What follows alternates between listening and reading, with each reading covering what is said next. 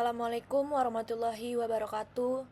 Alhamdulillahirabbil alamin wassalatu wassalamu ala asrofil anbiya wal mursalin nabiyina wa habibina Muhammadin wa ala alihi wa sahbihi ajmain wa man tabi'ahum bi ihsanin illa yaumiddin amma ba'du.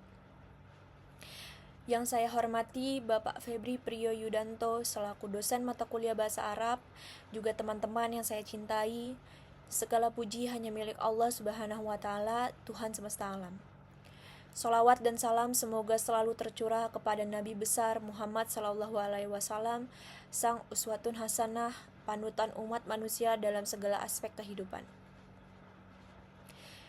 Dalam kesempatan kali ini, saya Zahwa Alisya dengan NIM 0301524054 kelas MJ 24B izin menyampaikan pidato untuk proyek UAS dengan tema manajemen waktu dalam Islam. Teman-teman yang dirahmati Allah, setiap manusia diberi waktu yang sama, 24 jam dalam sehari. Tapi bagaimana seseorang mengelola waktunya akan menentukan apakah hidupnya bernilai atau sia-sia. Inilah yang kita sebut sebagai manajemen waktu, seni mengatur, memanfaatkan, dan mengoptimalkan waktu yang telah Allah berikan. Manajemen waktu bukanlah konsep baru yang hanya diajarkan di ruang kelas atau buku motivasi modern. Islam, jauh sebelum ilmu manajemen berkembang, telah menekankan pentingnya menghargai dan mengelola waktu. Waktu dalam Islam adalah amanah, nikmat sekaligus ujian. Allah Subhanahu wa Ta'ala berfirman dalam surat Al-Asr, "Wal asr innal insana lafi husr illal ladzina amanu wa amilus solihati wa tawasaw bil haqq wa tawasaw bis sabr." Dalam ayat ini Allah bersumpah atas nama waktu, wal asr, menunjukkan betapa berharganya waktu di sisinya. Dan Allah juga menjelaskan bahwa kebanyakan manusia berada dalam kerugian karena tidak memanfaatkan waktu dengan baik, kecuali mereka yang menggunakan waktu untuk beriman, beramal soleh, dan saling menasihati. Rasulullah Shallallahu Alaihi Wasallam pun bersabda, "Nikmatani makbuhun fihima katsirun minan nas, asyihatu wal faragu." Ada dua nikmat yang sering disia-siakan oleh banyak orang, kesehatan dan waktu luang. Hadis riwayat Bukhari. Hadis ini menjadi pengingat keras bagi kita semua.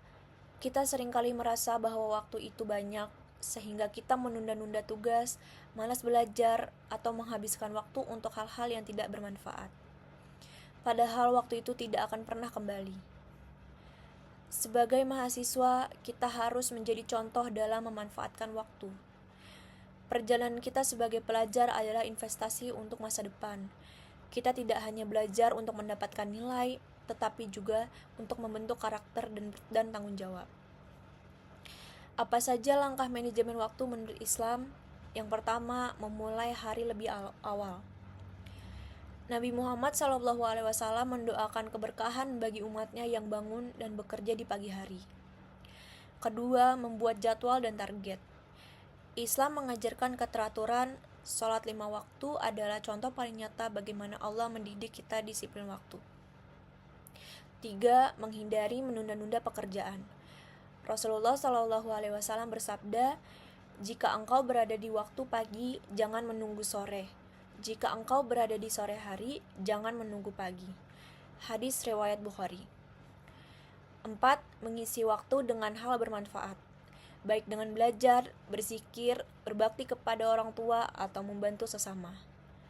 5. Evaluasi harian. Umar bin Khattab berkata, "Hisaplah dirimu sebelum kamu dihisap." Kita tidak meluangkan waktu sebelum tidur untuk mengevaluasi apakah hari ini sudah digunakan sebaik mungkin. Waktu adalah kehidupan itu sendiri. Jika waktu hilang, maka hilang pula bagian dari hidup kita. Orang yang sukses bukanlah yang punya banyak waktu, tapi yang mampu mengelola waktu dengan baik. Rasulullah SAW dalam hidupnya yang singkat mampu membangun peradaban yang gemilang karena beliau sangat menghargai waktu. Sekarang tanyakan pada diri kita masing-masing, apakah waktu kita lebih banyak digunakan untuk kebaikan atau justru untuk sesuatu yang sia-sia? Apakah kita sudah disiplin menjalankan sholat tepat waktu? Apakah kita sudah menyelesaikan tanggung jawab kuliah kita dengan baik? Jika belum, maka sekarang adalah waktu yang tepat untuk berubah. Jangan tunggu waktu luang untuk memulai kebaikan, tapi sisihkan waktu dan isi dengan sesuai yang bernilai akhirat. Ingatlah bahwa umur kita terbatas, kita tidak akan pernah tahu kapan Allah akan memanggil kita. Maka gunakanlah waktu selagi masih ada. Karena di akhirat kelak, waktu kita di dunia ini akan dimintai pertanggungjawabannya. Teman-teman yang saya cintai karena Allah, sebelum saya akhiri pidato ini, izinkan saya mengajak kita semua untuk merenung sejenak. Setiap hari, waktu terus berjalan, detik demi detik berlalu tanpa bisa dihentikan. Waktu tidak menunggu kita bersiap, waktu tidak menunggu kita semangat, waktu terus berjalan. Apakah kita menggunakannya untuk kebaikan atau kita sia-siakan begitu saja? Jika dalam menyampaikan pidato ini terdapat kekeliruan, saya mohon maaf yang sebesar-besarnya. Semoga apa yang saya sampaikan hari ini dapat menjadi pengingat, motivasi, dan inspirasi bagi kita semua. Mari kita tutup dengan lantunan doa. Ya Rabbana lakal hamdu kama yanbaghi li jalalil wajhika wa azhimi sultanik. Allahumma sholli ala Muhammad wa ala alihi wa sahbihi wa man tabi'ahum bi ihsanin ila yaumiddin. Demikian pidato yang dapat saya sampaikan, semoga bermanfaat tidak hanya sebagai pelengkap UAS, tapi juga sebagai pengingat bagi kita semua untuk menjadi pribadi yang lebih baik dalam mengelola waktu. Akhir kata, wassalamualaikum warahmatullahi wabarakatuh.